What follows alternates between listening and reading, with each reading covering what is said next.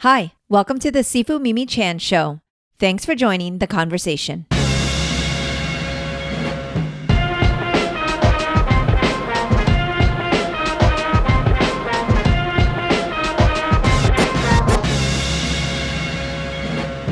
Hello, Greg. Hello, Mimi. How are you? I am good. It is a Sunday, It so this is is. different. Yeah, we're getting this in under the wire before I depart for parts unknown. So Yes. yeah, yeah. I know Very leading good. up to travel is always very hectic, at least for me, because it's like a week-long packing process and I've got to like check my list twice kind of thing. So is it worse for you? Because it seems like you're going to be gone a while. Um, it is going to be a while. It's turned into a process now. You Mm. know, um, the interesting thing this time is I'm actually trying to bring less for a longer trip. Oh, okay. So I will be doing laundry. Let's let's let, Ah, let's I say see. it's I will be doing a lot of laundry.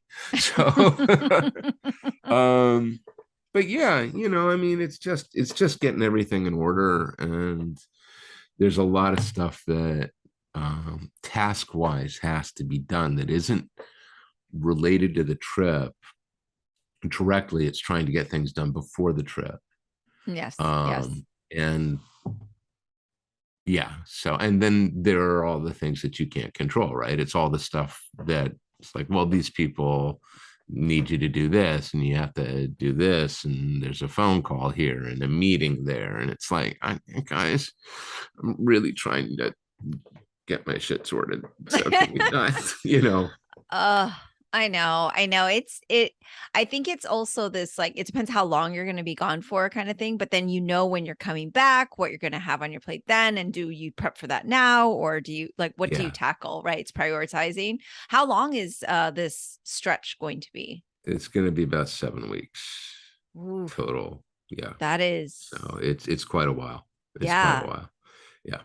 Yeah, So, this one's brutal. well, I mean, there are two shows. Yes, I wanted to Right. ask you There's about that. there's there's the festival in Lodz that I'm going to attend. That'll be the 23rd, 24th, and 25th of September. There is the Lakes Festival in England, which is going to be the 14th, 15th, and 16th of October. Hmm. Um, and so part of the duration here is that it didn't make a whole lot of sense price Back and forth. wise or time wise to go back forth back forth back forth, Mhm. right? I mean, it's just like that's just silly. Yeah. So Yeah. Especially if it's just to take pictures of your shoes on the carpet at PDX. exactly, I mean, really, I mean, all that is going to be another three sets of PDX carpet shots. So yeah, I mean, it's going to be an interesting trip. It's going to be an interesting trip. Yeah, I was actually surprised you were doing festivals and Well, it's funny appearances because this both year. of these were off of invitations that have been extended at the start of the pandemic. Right, right. And the Lakes Festival, Michael Lark had done with his bride a couple of years ago and loved it and was raving about how wonderful everybody was and said, is it okay if Yeah. I give them your number and so on? And I was like, sure. And they were like, can you come? And I was like, oh, all right. Michael was really clear. This is a lovely show. Yeah. And then the Lotus one I had done, I think a podcast interview with a gentleman, I think in Warsaw, but Mm. he had talked about the festival, and the people who had coordinated that interview been like, we would love it if you'd want to come. And I was like, yeah, I would. And there is there's a twofold factor there. The first is I'm not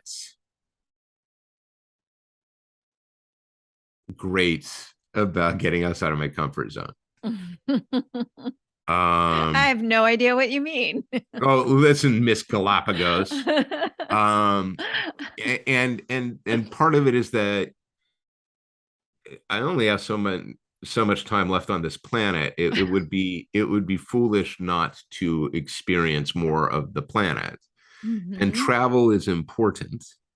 And as a writer, travel is very important. Yeah. And so that was part of it. And I have family from Poland and from Lodz specifically. My Oh, mom's mom was born in Lodz. oh. So there is a piece of me that's like, I'm not going to have time to see anything. And I know that, Mm. but it mattered to me. I was like, you know what? I should put my feet on the ground. Yeah, being Um, there, being around the culture, getting a bit of the food. I mean, yeah. you And have to and eat, right? right. And confronting my own, apprehensions about travel. Like my younger brother is much better. Has always been a great traveler. And I had a very bad experience when I was young traveling alone and in a country where I barely spoke a word of the language. And it was really traumatizing for me.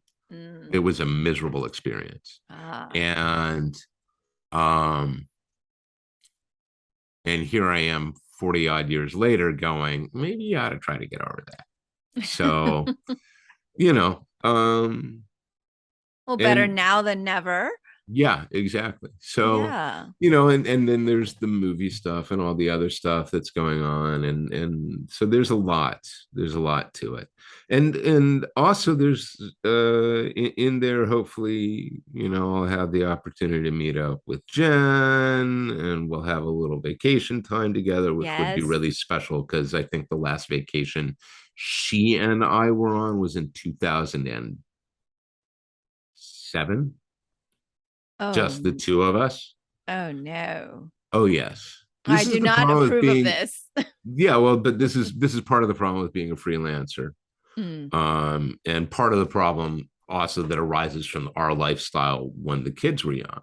right, Because we right, didn't we didn't actually have like ready relative right. Take the kids access for the to weekend type of exactly. It thing. was not something that you could do.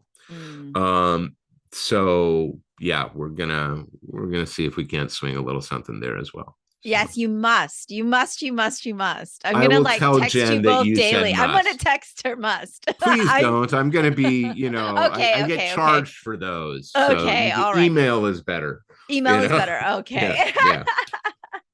So Oh yeah. gosh, no, I think that'll be really great though. Yeah. As you know, I am very big on travel and Yes. an advocate for travel really because for me, I was fortunate that my parents enabled us, like just gave me the privilege of being able to travel since I was very Mhm. young and just seeing so many third world countries at a young age definitely changed my worldview on Mhm. things and made me appreciate things like plumbing at a very Mhm. early age. And even now I need those reminders, right? Even though I Yeah. had exposure, it's like you just need those reminders. And then the fun stuff too, right? Just the being in different cultures and Yes. hearing different languages and Yeah. experiencing different customs. Oh, I love it. But I Yeah. also have a lot of anxiety with flying and traveling for See, someone that does it so much. it isn't the actual traveling that Right, does it right. for me. I don't have a problem with planes Flying. Yeah. anymore. There was a period where I did. Hmm. But in the main, that's not it. It's entirely, and it comes, and my parents were big on travel too. This is the Hmm. thing. It goes back to this one experience of going, I Yeah. was not able to communicate. And to a writer, right, Hmm. that's the worst thing in the world. I Yeah. can't Yeah. convey my meaning. Right. Um, is really, and like I said, I was very young. Right. It took me a while to realize just how traumatic that experience had been. Yeah, You yeah, know, that's interesting. And it's kind of like as a writer, I would imagine it's like one of your like nightmarish dreams where you're trying to communicate, but you can't. And then of course it's the reality is that it happened for you in that way. But I would imagine that's some sort of recurring like right or nightmare about not being able to it, convey your thoughts or your what you're trying to it, say or yeah, I mean, if the goal of the job is to, you know, get across this meaning in whatever format you're working with a degree of clarity and yeah. ideally a degree of power, right? Then feeling unable to do so is going to have an effect. Yeah. Yeah. Um, And so I not to like kind of dissect this, but just out of curiosity, because for me, it's like that experience. It's not actually the plane thing either. Like you, I kind of like I got over that. I just don't even like being at the airport with all of the people, the rush to the mm, plane, like that feeling, that just feeling of like, am I even going to have a place to put my bag or is everybody going to be a problem? And it's just mm. like that whole thing, the whole experience is jarring. But like for you, it seems like it's more a foreign country of where the language is different. That's entirely it. Like the Oh, process of travel, is you not the know, problem. It's the being in the it, other it's foreign land. annoying. Yeah, it's Right. annoying, but Okay. it's not the problem. It's quite Oh. literally being someplace where I am afraid I will not be able to get across my intention. Mm-hmm.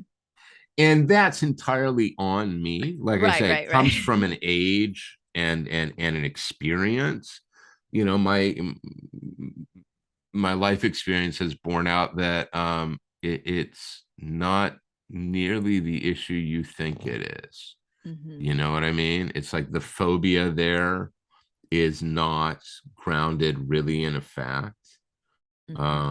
Having spent time in countries where I don't speak the language, Yeah. um, it is, and this is before things like, you know, translate on your iPhone or Right, whatnot. right. Obviously. And Um, then I just heard that there was this other thing where I literally was interviewing someone to come be an admin. I'm like, oh, do you speak Spanish also? Because so many people here in Florida speak Spanish and everything. And right. she's like, no, but what I do is I have like a translator where I just like say what I want and then I give the other person the other earpiece and it translates it like that. And she made it sound like, well, doesn't everyone have one kind of thing? And I Mm-hmm. was like, okay, this is like a very entry level position. And this lady's like, oh, yeah, I have a foreign language communicator. And I was like, are we there? Are we at that point where now it's that It's easy? funny, you know. I was talking to my brother yesterday, and his wife is Japanese, and one of the things she does professionally is she's a professional translator,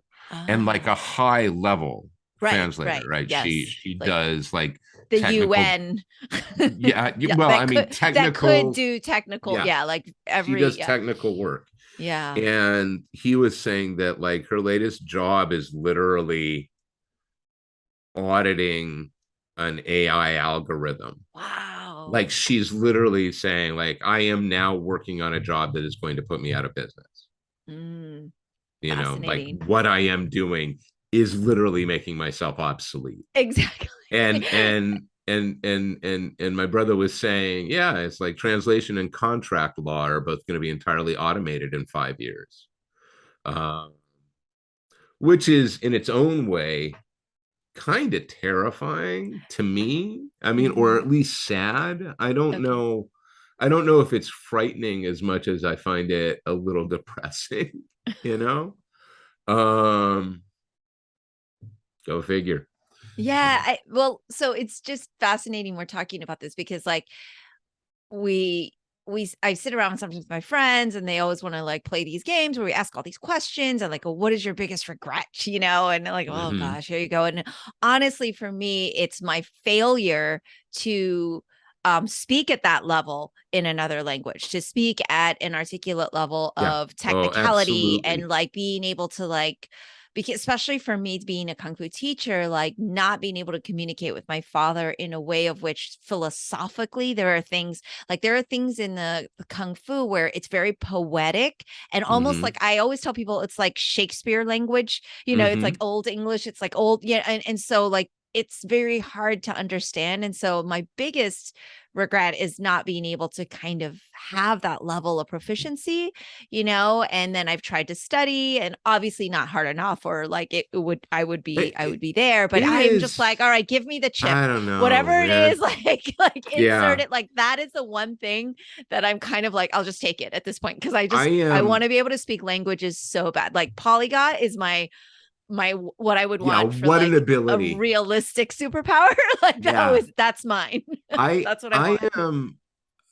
I absolutely hear you, and it's Yeah.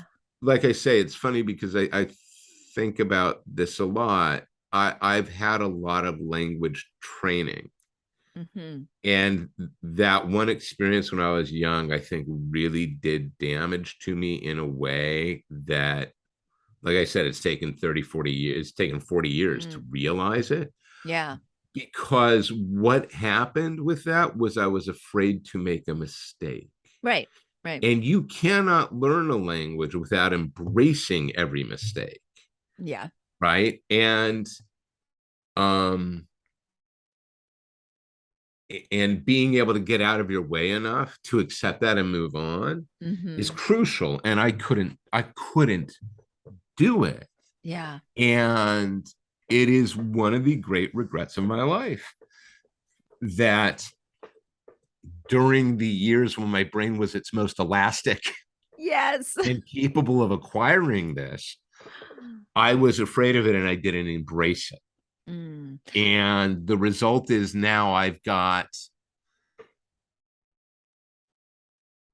bits and pieces of like 6 different languages to one degree or another, and full fluency somewhere in the long lost recesses of my mind, in at least one more. Hmm. um and I can't readily get to them. Hmm. Yeah, it's tough. um and yeah, man, I wish, and like I say, my brother he's fluent in Japanese, Yeah. and it is wonderful to see it, just simply to see what that has given him. Like, he went to school, he studied intensively, um he has this other world that opens up. Yeah. And technology has done a great job of eroding the barriers that Hmm. language creates, but it is unreliable still. Right. Oh, definitely. So, Especially with certain languages. Like it's not even close, because it's not the same grammatical pattern, yeah. right? And then the in English meanings, like the words can mean so many different Well, and things, and and it's so context, yeah, and context. Yeah, it's so hard. idiom, and yeah. Yeah, and so it's kind of fascinating, what your sister-in-law is doing, because it's like she's literally making herself obsolete. But I don't know. It's like it's that discussion of like human texture to something, though. Like, does it change when it's AI, or if there's a human interpreting, right? Because like the how it's delivered even matters, and I'm sure AI will get there, Oh, and it's and we going will to be gone. But it's but going to be, provided civilization survives another 50 years and so on. Ha ha ha. It's going to be a status symbol amongst the wealthy to have a live translator. I see. I see. Right. Right. Like kind of a Yeah, like here is my the person. manservant thing. Yeah, Yeah. here is my person who can do this. Right. Oh my gosh. You have a machine. I have a human. I see. Oh, it's like the we're flipping now. Like where Yeah. before it was like to have the technology Yeah, it'll would be be the the difference wealthy between, no, is. here's the earpiece. It'll be like, no, here's my translator. So, Oh yeah. my gosh. Yeah, Yeah. I think it's fascinating. Like, oh, is that Siri? Yeah. Speaking of AI. Yeah. Oh, he's listening. But yeah, I agree with you, and I feel like I'm a little overbearing whenever I meet parents of young, like of my kung fu kids or whatever, and I know that they speak another language. I'm like, are you speaking to your child in Spanish or French or Chinese or Hmm. whatever the language is? And they're like, no, they don't really want to speak back. And I'm like, listen, I know, Yeah. like, you need to make them speak another language. Just keep speaking in the same language. It doesn't. I get a little bit overbearing and pushy about Hmm. it, because I know when that child is an adult, they will feel that level of regret. Like, I don't Yes, think I've they met one absolutely adult will. that's like, oh, I'm glad I never picked up blah, blah, blah. I've never met anyone that says, I'm Yeah, glad I never picked up the language my grandmother spoke. yeah. Like, no Thank, one's ever said thank, that to me. thank God I'm not bilingual. Right. No, Is a no phrase nobody has ever said. Yeah, right? I was like, no yeah. one's ever said that. And then, like, because Oscar grew up bilingual, he picks up other languages so much easier. So we go to other countries,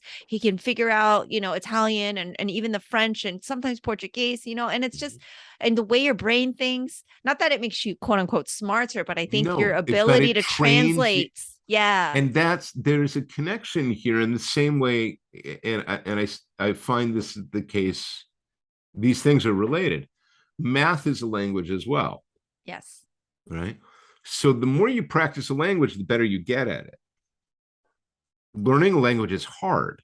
Mm-hmm. It is hard, but it doesn't need to be unpleasant, right? You can do hard things and it can still be fun. And the benefits of training your brain that way are enormous. Yeah. I mean, they're enormous, and yeah. I mean, we can. This is going to be Greg and Mimi spend 45 minutes lamenting, all the languages they Our, don't speak, our but regrets of but language, it, language in all loss. in all sincerity, it is. Yeah, I mean, if you've got it and you've got the opportunity to pursue it, chase it. Mm-hmm. Don't run from it. Right. Yeah. Um, I mean, and it's really hard when you're old. Like, it's like yes, your brain's like, I'm sorry, you want me look, to what? I, yeah, I am, yeah, it's not, it isn't easy when you get older. To do anything, but language especially is Yeah, one of the okay. biggest Look, challenges. getting out of bed becomes Waking its own up, challenge. yes. Exactly. Reaching So for the cup at the top of the cupboard. don't Like, even start we with could go me on on. and I on. I was doing my PT this You morning on were my good. shoulder, so Good. Okay, that's what I want to hear. ugh. No, I it's funny because you're talking about math as well, and I'm sure you've read it or know all about it anyway, but Gladwell's Outliers, right? Like, at the time Mhm. it came out, Oscar and I like kind of digested it, and I was like, well, this makes sense why that I'm not one of those quote unquote stereotypical Asians that is good at Mhm. math, because I never spoke proficiently. Because the thing about, and I do know my numbers, so that's not really a thing, but the Chinese language, when you do the numbers, you're adding. So, like, Mhm. 11 is not a word, it's 10 and 1 is Mhm. 11, right? And so you're learning like both things at the same Yeah, the time. And so it's like concepts are concepts are incorporated. kind of incorporated. I'm like, oh, this makes a lot of sense. It's Yeah, like, so this is that's my kind of excuse. cool. It's actually my excuse as to why I'm not good at math, but All right. Well, it's good. It's good that you've got an excuse, Mimi. yeah. I was gonna ask, but But I'm it is glad you really, straightened it out. but it is really cool though, thinking about like, oh, well, that, because to me, sometimes the English language is so annoying. It doesn't make sense. Like, No, it why? doesn't. It's not efficient, right? And No. so Chinese is very one syllable, and it is very efficient in a lot of ways. And it's like, well, of course, 20 is two tens, like Yeah. it's two, it's 10 times It's two, 10 basically. twice. Yeah. Yes. Yeah. I'm like, gee, I wonder. Like, and you're learning this as a 2-year-old, right? So Hmm. you're already learning things that you don't realize. So I thought that was interesting. But yeah, okay. So we That's both pretty cool. regret not learning language. We Yes. both And it sounds like we both regret not having embraced math as an additional language. yes, So, yes. What is your top one that you wish you had fluency in? language? Yes.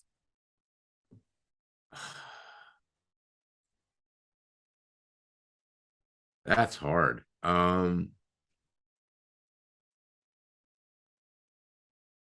My French isn't horrible. Mm-hmm. It's not fluent. I kind of wish I had achieved fluency in French. Okay. Because if I had achieved fluency in French, then I'd have been able to sort of run the table on Spanish, Italian, German, Mm-hmm. like the Romance The languages. Romance Because languages, yeah. I have a training, like my educational training, right? was in Latin and ancient Greek. So I have the foundational stuff, or I Right. had it. Yes. I had it. And yeah, I mean, look, I'm really good in English.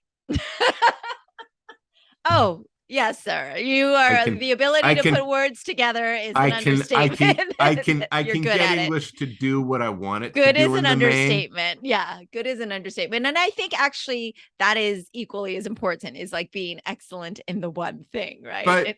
But they feed, right? Yes, Because yes. I mean, the reason I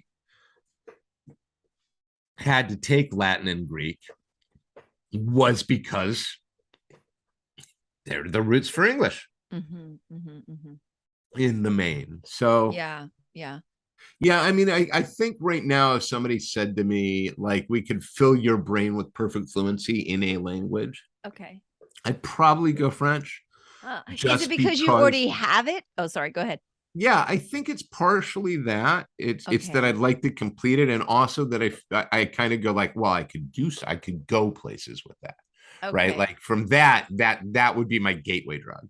You know what I Okay. mean? Okay. That's so logical. There's no like fantasy, like, I would just like to speak this. It doesn't matter that I've started it or whatever. Well, I think the other thing is that, look, once you get it, you keep going, right? So, like, I'd You grab just want anything. more. Yeah, I would take anything I could get my hands on. I got And so. you said you have like bits of languages. Is that because through like book research stuff, or has that just been interest over No, and time? it's been education and so on, Okay. and some exposure. I mean, my Hebrew is not modern, but I understand the language. It's the same Yeah. thing with ancient Greek and how it goes to modern Greek. Um, I know very little German. I have picked up not nearly enough Italian. I was at one point when I was very young fluent in Spanish. Somewhere in the back of my head, that's still there. Yeah. It's buried so deep, I wouldn't know how to go about excavating it. I suspect, should I, were I living in Mexico, I would find it Out of beginning to necessity. emerge. Yeah, Yes. Yes. because I do think immersion is a big Yeah. element of it. I think that being open to that immersion is a big part of it. Um, but it's interesting to me that even like, studying Italian lately and things like that, I do find the French coming back to be more readily, which is, Of course. you know, interesting. So Yeah. yeah, we are now a half an hour in talking about languages, and I think people have that's been okay. like, "Are they going to talk about comics or I anything?" don't Or think so. I think people by now, by the way, it's Greg Rucka 47, but really it's 50 because a couple of them were named other things like the Old Guard episode oh, or this this or is our that. 50th So this is anniversary episode. technically 50, if I'm counting Wow. right, which, as we've established, my counting could be off, but yeah. It's 10 times 5. Yeah. Yeah. So yeah. So technically, I think 50 in, listeners Okay. kind of know what to expect. Okay. I And think for listeners, you new listeners out there, yeah, both of this is you. what you should expect. Yeah, it's always like this. So Actually, the first, I would say, two episodes probably came off pretty strong with like, I'm going to learn everything about Greg Rucka and I'm going to be a good podcaster and have real questions. And we're going to talk about your inspirations of comics and blah, blah, blah. And then at I some think then point, it was like, here we go. yeah, it's just this is what we're doing during the pandemic. Yeah. Um, It saved lots of lives, trust me. Not just ours here. It saved lots of people. Like, they were very happy to hear our okay. ranting, or I am your ranting mostly. my ranting, yes. Which now Greg is angry again. I am You're a better better at ranter. ranter I've because of you. Thank I've you. raised your ranting Elevating. game. Yes, elevating my Excellent. ranting game. Yes. Yes. Very You good. can take credit for that. Thank you. If there's Yes. a place to write that in, like Mimi's ranting has improved. Thank you There very you much. Okay. As long as you feel that's a net positive, I won't malign it. Well, So, yeah, because my ability to actually articulate thoughts when I'm frustrated mhm. was very, very, a challenge. Was very, people wouldn't understand what I was saying, but I feel like now it kind of comes together a bit better. I'm still it's working on it, but it's important to be able to let this stuff out. right, right. So, Yeah, and not um, just like yelling, but also if you're trying to convey a message, it's yeah. important to be articulate. Well, and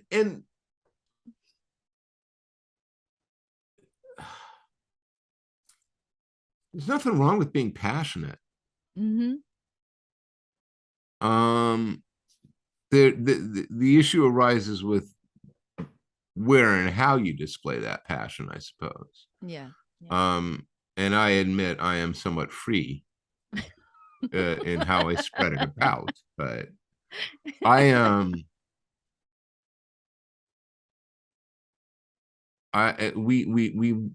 there's a weird tension. It's certainly in American society, and I think throughout the first world, in where you're allowed to be passionate and where you're not. Mhm. We, um, what's his name? I forget his first name. Governor Dean took himself out of a presidential election because he Mm, was passionate on a live mic. He made a noise, I and see. people were like, well, he can't be presidential.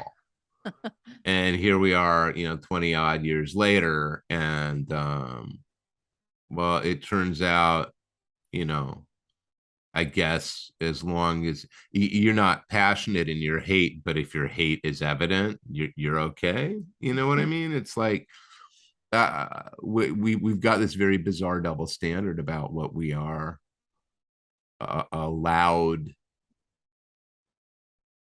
to care about and where we are allowed to show that we care. And there was a period in my youth when I was living and spending a lot of time in New York. Mhm. I had a group of friends, and their whole aesthetic was not to be seen to care. Right. It was always disparage and malign and be a little cynical and jaded. And I found it very tiresome and very off-putting. Mhm. Um there is an element in the culture that goes to, that says, well, you shouldn't feel, and if you do feel, you certainly shouldn't demonstrate what you're feeling, um and you absolutely shouldn't share. Like, it's okay to feel it, but keep it to yourself. Mhm. And I think that's unhealthy. I think that it's silly. Um,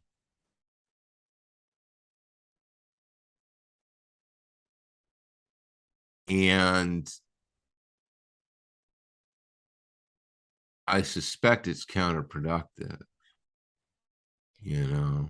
Do you think that's Um, changed over time though? Do you think that like there's more tolerance, I guess, for it now because people are so up in arms about things and so much more passionate and maybe sometimes even to the extreme passionate, like you said, like an oversharing or whatever. But like, do you feel like, I mean, we're even talking about like the president that couldn't run because he was caught being passionate, right? And like how now like either our standards dropped really low or like there's some sort of leveling out of societal tolerance, right? And so do you think generationally that changes or do you think it's just with time?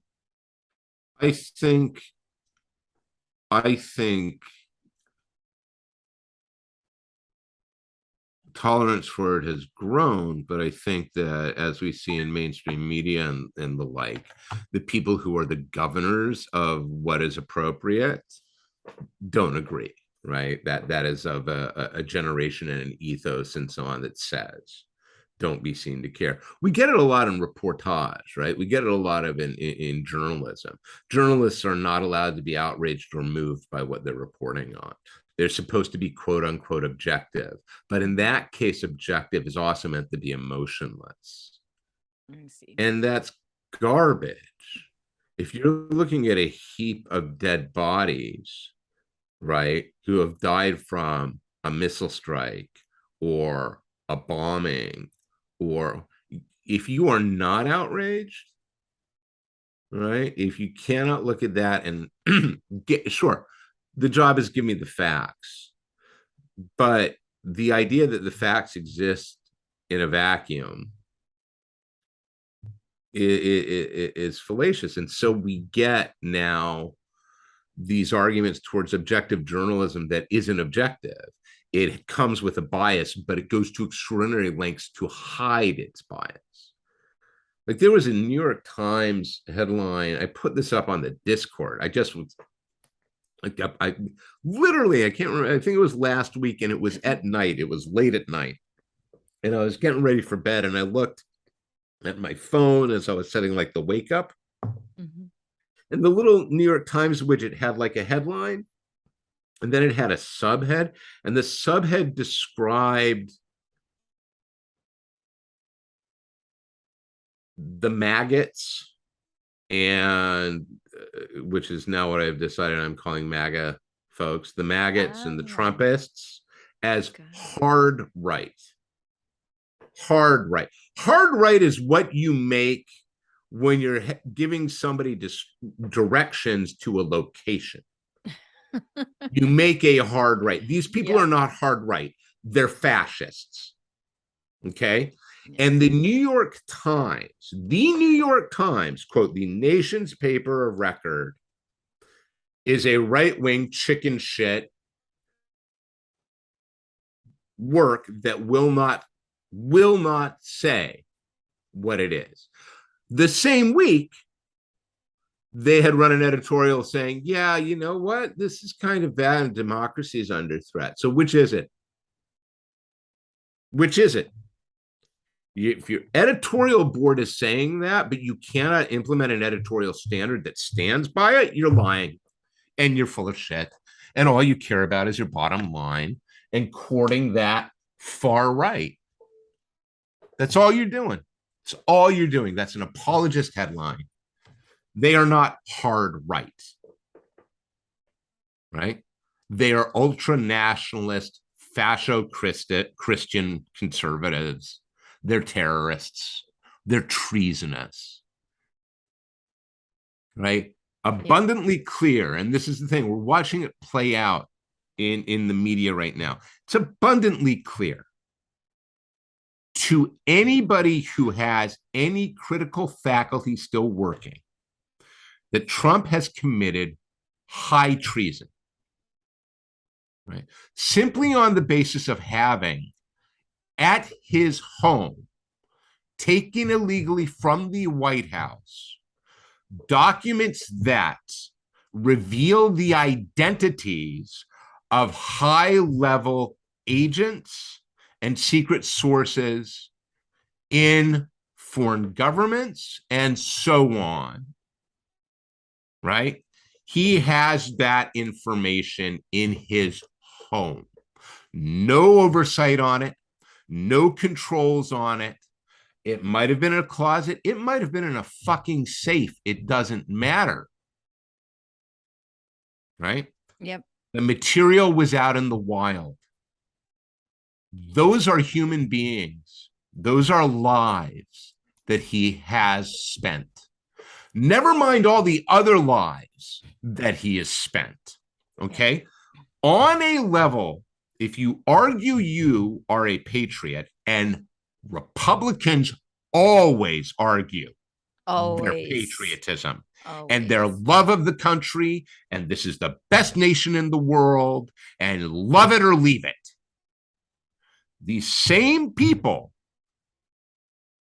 are now defending him and accusing the Justice Department, right, of gross oversight in attempting to do their job. Now, the FBI's job, like their mandate, is domestic. This is so within their rubric. Okay? There is no way to look at the facts of this. Whoever is presenting the facts, and I'm looking over at you, Fox News, and going, the facts are of no interest to you, and we know that, right? But when even, say, the New York Times is going, this is a problem, right? There's no question whatsoever anymore. None. And little tidbits about, like, Macron's sex life are distracting. Yeah. Doesn't matter. It's great that he's got details on Macron's sex life. How much you want to bet Macron has details on his? Oh, no, I'm serious. So, which of them has the golden shower videos? You know what I mean? Yeah. Because we know that stuff is out there on Trump. Mm-hmm. Yeah.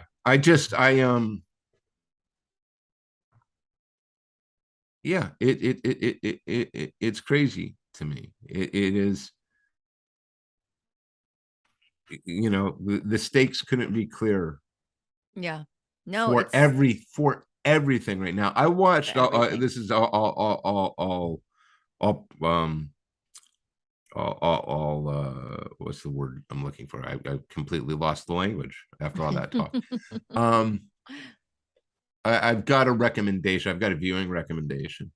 I watched The End Is Nigh, NYE, on Peacock, which is this new Bill Nye series.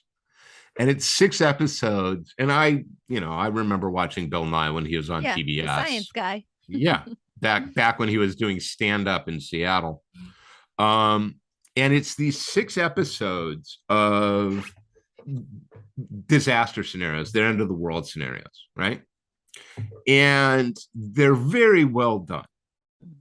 And of the 6, like Ring of Fire, which is the last one they do, and like Mega Volcano, there are things that clearly we had nothing to do with, right? Mm-hmm. But we can do things about. We can act in the face of. Okay. And then, of course, there are the ones on like the Dust Bowl and the climate change, and on climate change, right? Where it is much clearer what we are reaping what we have sown, in some cases, quite literally. But the great thing about these is that, 3/4 of the episode is, here's what it is. We're going to take a ride on the disaster simulator. We're going to go through the disaster. It's got his wit. It's funny in places. It's very well done. But then you come out of the simulator and he talks about the science. And he talks about, this is what we can do. These are the things we can do and should do. And at the end, and this is not a spoiler, at the end of the last episode, he says basically, look, you effectively, I'm paraphrasing, you can get really depressed about this. You can feel like there's nothing you can do. But there is always something you can do. The answer is there. It's in the science. And when I feel depressed, when I feel overwhelmed, I look to the science. I'm encouraged by that. So yeah, I highly recommend it. It's on Peacock. Yeah. And I actually found it, and he talks about the fact, like, we love disaster stories. Yes. We all watch these things. And he's right. And you cannot look away. But aside from going, well, that's a horrible way to end, but kind of cool. It's also, like I said, I found it very heartening.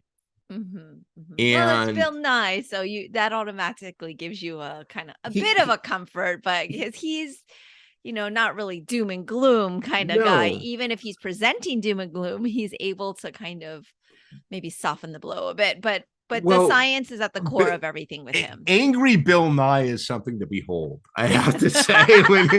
when you see, there's some real anger behind that. Like you know, he wrote these scripts as well, and Yeah. it's clear So he was like, brilliant. yeah, I'm not screwing around anymore. So yeah, Well, he's the got to end be is disappointed. nigh. Yeah, I Yeah. love that. Well, he's got to be disappointed because he's been trying to educate us for a very long time. And it's like, thanks everyone for not listening. Well, but one of the things he talks about, and it's in the first one, it's in effectively the climate change one. Mhm, Uh, is he's like, you have the voice here. mhm. We need to make noise about it, and that Yeah. goes to the passion thing. This is why I'm talking. This is my segue, right? Our unwillingness to all of us be seen to scream and shout at people about this. Like, I can't. There is. We're in it now. Like, you cannot look at the last 6, 8 weeks on this planet and not acknowledge what's going on. Mhm. You just can't. No.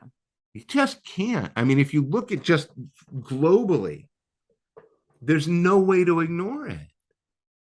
Why in the hell we're not doing something right now? Because not enough people are waving pitchforks and threatening Mhm. to use their power unless our leaders fucking step up. Yeah. It is Uh, it is evident. I mean, literally our building got struck by lightning last Monday. So, oh I mean, wow, and it's like it was loud. It was during the kids class. I had to like get that all the must be kids in the scary. yeah, it was really, really, and we have 3 buildings, but it was like luckily not the one I was standing in, but it was like, Yeah, "Oh, this is not normal or good." And then there was another lightning storm 2 days later. And I was like, "Yes, Florida gets storms. Yes, it's quote unquote hurricane season, but this was not from a hurricane, right? Like this yeah. is just unusual weather activity that has progressively gotten more intense and worse. And so like you don't have to look very far for those of us that don't wrap Yeah. ourselves up into like world news and oh, I don't have time for that. Like you just have to look outside your window, really. And I was it's talking to a right friend of there. mine who's in San Diego, was saying he was up at 6 because it was already so hot. He just couldn't Yeah. sleep. Yeah, they were And saying hundreds over there and in Cali, last right? summer we had the heat dome over Portland. It's like how Oh, quickly we forget. Oh, it didn't get that bad this summer. We only had a week of 102. It's like that's not better. yeah. It's interesting how quickly even though we're kind of humans as humans complainers, we accept this as a new norm and we just Yeah. accept it because maybe it's easier Well, than we're the really effort. I good. don't know. We're really good at accepting things. This goes back to Trump, right? We got really good at accepting this is just the way it is now. We Yeah. got good at accepting that cruelty was the point, Hmm. right? I don't know how anybody looks at that whole situation from You're the living in Florida Capitol under to all of it. DeSantis. Like, How do you yeah, not? I mean, you, I, you I, I, literally are living in a I state know. where people are fine with it. I know. And it's confusing to me how, and I'm sure if we looked up the definition and read it right now of terrorism, how it would be so clearly defined, right? Because I've always said, like, well, why is this okay? Why are these, why does this fall under free speech when it's terrorism? Because they're threatening US soil, US citizens, like isn't that terrorism? I don't know the Yeah. definition, but it's pretty clearly defined in the actions that we see. And it's numbing like the tolerance level, like the ability to say, well, that's just how it is, we can't do anything about it. And I'm Yeah. like telling everybody November in Florida, let's show in the midterms Yeah. that's not the case. Like we have a moment, we have an opportunity. I just don't know if it's just going to be wasted. It's looking bleak and scary and you know I'm not willing to give up. yep. I'm just Well, I'm not. we I have to gotta. keep fighting, right? Yeah, I mean, I suppose you can make an argument that you don't. I mean, I Yeah. suppose you can turn and go like, look, it's over, it's fatalistic, it's nihilistic. What can I do? There's no point. They don't listen. They have all the power, they have all the money, and so, but they don't. They really don't. They had all the power, they wouldn't constantly be trying to take away ours. Hmm. They would not be trying to take away your vote in any way they can. Make it harder for you, make it illegal for you, make it, limit your access to the ballot box, limit all of it. They would not be doing these things if they weren't terrified of it. Yeah. They would not be doing these things if they weren't terrified of what happens, when they get called to account. Yeah. They're And extreme because they're threatened. yeah, and I still maintain that, for every one of these, you know, every one of these, Marjorie Taylor Greenes who's saying, we got to go back to this and God wants this and so on. There are 9 others who don't believe anything that comes out of their mouth. It's all about, did the check clear? Hmm. And I think a whole lot of what's going on right now around January 6th, around Mar-a-Lago right now, is a bunch of really, really scared Republicans going, oh, this shit that is hitting the fan as we speak is going to get all over me. And this isn't about ideology. This is about survival for them, because it's not simply seeing an end. It's literally being called to account. It's the punishment. It's the loss of everything that they have gained. Um, I make no claims that, uh that the Dems are without sin. You know what I mean? Yeah. Yeah. But But these people who are calling them Republicans and aren't even Republicans. I mean, think about what a Republican should mean, what the word means, right? They are of the Republic, mhm. right? That is a Republican. They don't believe in the Republic. They don't. No. They don't. Um, Midterms could be very interesting, right? You look at the Yes. Alaska result, you look at some of these results, and I mean, there would be nothing that would make me cackle with glee more than, um, after all the gerrymandering, after all of these suppression, after all of these election deniers getting into positions of power, the election results still are an ass kicking. Hmm. I think they overplayed their hand, and but I also think that come November, if not prior, we're going to see things are going to get ugly. We are at a place where it's got to get very bad before it can get better. Hmm. Yeah. It's like I do tear it all not and down to build it back up kind of I thing. well, I do not envy the people at the Justice Department, for instance, or the White House right now, who have to look at everything here and go, are we going to charge him? It's a big deal. They know what they're risking. Hmm. They know what they're risking if they don't. Yeah. Yeah. And to me, it seems pretty clear what you got to do. Yes. To me as well. But you and I clearly have shared opinions Well, that you, others you don't. It's weird. Like, you in, know, like the state I'm in, in, for example. in the moment of grace, right? If you can grant this, right? I am more than willing to accept that they know what they need to do too. They have access to a lot more information than we do at any given time. And it may, as much as anything else, not be a question of do we. It's a question of how we best do, right? Because you can't get it wrong, right? If you are going to bring those charges and make those arrests, you have to win that case. Yes. Yeah. I don't want them to be premature. And not only do you have to win that case, you also have to be prepared for all the contingencies of what happens when you do. All of the people who are going to grab their AR-15s and their pipe bombs and go, this is it, right?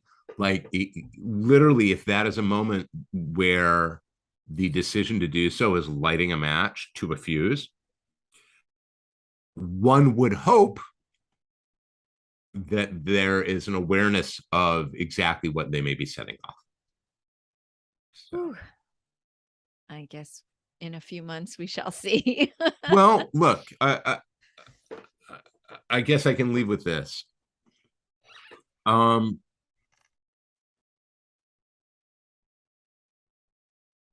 There are a lot of people who take their duties very seriously. And there are a lot of people who are, there are a lot of people who are in the right places to do the jobs. And a lot of them may not. This is the thing about career civil service. Their individual politics don't matter. One of the problems that we got, and we got this under Shrub, started happening under Shrub, was that career civil servants were getting removed if they weren't ideologically aligned with the administration. So in the second Bush administration, one of the things Dick Cheney was responsible for was making sure these people were removed. Yeah. But one of the things that has made the system able to maintain integrity is I can be a lifelong diehard Republican in the truest sense of what it was to be a member of the GOP and still serve under Clinton, right? Or Obama, because my job was serving the country, not the individual. Yeah. Right. And there are still many people who feel that, like, you can't get rid of them all. And some of them are very, very good at their jobs, and some of them are very, very smart, and some of them understand the stakes. So, like I say, you know, it's gonna hurt. There's no way what comes next is not gonna hurt. But there is a reason, despite our impatience, despite everybody screaming at Garland, what are you waiting for, and so on. There is a reason for deliberation and